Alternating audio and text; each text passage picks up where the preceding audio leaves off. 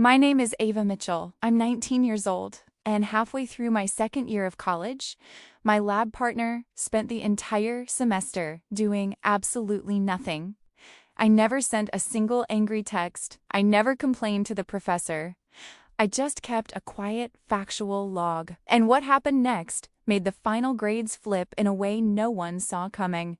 Before we begin, if you connect with this story, please take a moment to like and subscribe, but only if it truly speaks to you. Tell me in the comments, where are you watching from and what time is it there? Now, let me take you back to last fall. The day one lab assignment changed everything. I was in my second year at Riverside University, a mid-sized campus of about 12,000 students tucked into a quiet college town where the only real excitement on a Wednesday night was the 24-hour library or the late-night taco truck on Maple Drive. I lived in a cramped off-campus apartment with 2 roommates who were never home, which was perfect for me. I needed the quiet. I was carrying a 3.9 GPA, working part-time at the campus bookstore, and trying to keep my scholarship. This particular lab course, Organic Chemistry Lab, was compulsory. No excuses, no drops after week 2. On the first day, the professor, Dr. Alina Vargas, announced we'd be paired randomly and stuck with our partner for the entire semester. No switching, no complaints. I got Marcus Halle. First 2 sessions he actually showed up on time. Tall, messy, dark hair, easy smile, the kind of guy who looked like he belonged in a fraternity house rather than a lab coat. He introduced himself, cracked a couple jokes, and we split the first simple distillation setup without any issues. I thought, okay, this might be fine. Then week 3, he arrived 20 minutes late. Week 4, he didn't show at all. Instead, I got a text at 10:47 a.m., an hour after lab had started. Hey, what did we get for the titration results? Can you just send the data? I covered for him that time, told myself maybe he had a family thing or was sick. I did the entire experiment alone, recorded every measurement, cleaned every piece of glassware, and sent him the raw data so he could pretend he'd been there. By week 6, the pattern was locked in. He would text me the night before, or even the morning of, running late, just do the prep, and I'll copy the write-up later. Sometimes he'd stroll in for the last 30 minutes, add his name to the shared Google Doc. I logged every single lab day. October 3rd, Marcus absent, texted at 9:12 a.m. asking for results. October 17th, Marcus arrived at 11:05, stayed 22 minutes, left before titration endpoint. November 7th, Marcus no-show, no text until 2:17 p.m. asking for the full report. I didn't add any angry notes. No, this guy is useless. Just cold, time-stamped facts. I kept the file updated after every session like it was my lab notebook, because in a way, it was becoming my insurance.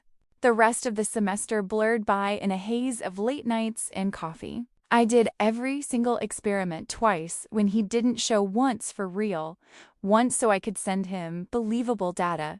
I wrote every draft, every discussion section, every abstract. I even made the graphs in different colors so it wouldn't look like one person did everything. Marcus would reply to my drafts with "looks good," and then show up on submission day like he'd been there the whole time. I never told my roommates. I never posted about it in the class group chat. I just kept working and kept logging. Then in the second to last week, Dr. Vargas made the announcement that changed everything. Final grades this semester will include an individual participation component. Each of you will submit a brief self-assessment of your contributions to the partnered labs. Be honest. I will be cross-checking with my own observations. Marcus submitted his self-assessment. I can only imagine what it said, probably some version of, I contributed equally, attended all sessions, helped with data analysis. I submitted mine 2 hours later. I kept it short, factual, and specific. Completed all experiments, recorded all data, performed all calculations. Wrote all drafts and final reports. Partner attendance was inconsistent. Then, without any extra commentary, I attached my running log as a supplementary document. I labeled it simply, Session Attendance Record Ava Mitchell.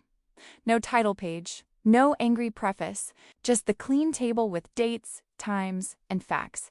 2 days later, my phone pinged with an email from Dr. Vargas. Ava, are you available to meet briefly about the lab assessment? My office, tomorrow at 10 o'clock, if that works. My stomach dropped. Not because I was scared, because I knew what was coming. The meeting lasted 12 minutes. Dr. Vargas had my log open on her screen. She didn't ask me to explain or accuse Marcus. She just asked a few quiet questions. Is this record accurate? Did you ever ask him to attend? Were you comfortable carrying the full load? I answered yes, and no. She nodded once, closed the laptop, and said, "Thank you for your documentation. That's all I needed." I walked out of her office and didn't text anyone, not even my roommates. Final grades posted 3 days later. Our group lab score the part based on the actual reports was a CO94, solid A, but the individual participation component hit differently. Marcus's overall lab grade dropped to a 71. Mine stayed at 93. The difference was almost entirely the participation points. He texted me that same afternoon. "Marcus, dude, what the hell? Prof just tanked my grade. This is so unfair. Did you say something?" I stared at the message for a long time. Then I did what I'd done the entire semester. I didn't respond. He sent 2 more texts that night, one calling it petty, another saying he was going to talk to the professor. I left them on read and closed the chat. The next morning, Dr. Vargas sent a class-wide email reminding everyone that individual grades were final and appeals would only be considered with documented evidence. Marcus never replied to that email, at least not publicly. I never confronted him. I never posted screenshots. I never told mutual friends. I just let the facts, the ones I'd quietly collected for months, speak for themselves. By the end of the week, the rumor mill in our year had already moved on to finals. Marcus avoided eye contact in the hallway. I kept my head down and finished my other classes. Looking back now, the craziest part isn't that he got caught. It's that I never had to raise my voice once. I spent weeks wondering if I should have said something earlier, confronted him, gone to the professor, asked for a new partner. But every time I thought about it, I realized the same thing. The moment I opened my mouth and accused him, it would become drama. He said, she said, emotional, messy, and he probably would have turned it around. Ava's overreacting, she's too uptight, I had personal stuff going on. But a cold, time-stamped log? That's hard to argue with. No emotion, no exaggeration, just facts. Dr. Vargas told me later, months later. I never celebrated. I didn't feel triumphant. I just felt quiet relief. Like I'd finally learned that sometimes the most powerful thing you can do is stay silent and let the record speak. If you're in a group project, right? Now, in carrying someone who disappears, the second real work starts. I want you to hear this. You don't have to explode. You don't have to beg or confront or cause a scene. You just have to start documenting calmly, consistently, factually. Silence isn't weakness. It's strategy. And once you learn that, nobody can ride your work again. If this story made you feel something, please hit subscribe and tap that notification bell so you don't miss what's coming next. And if you've ever been stuck carrying a lazy partner in school, work, or anywhere else, drop your story in the comments. I read every single one, and so does this community.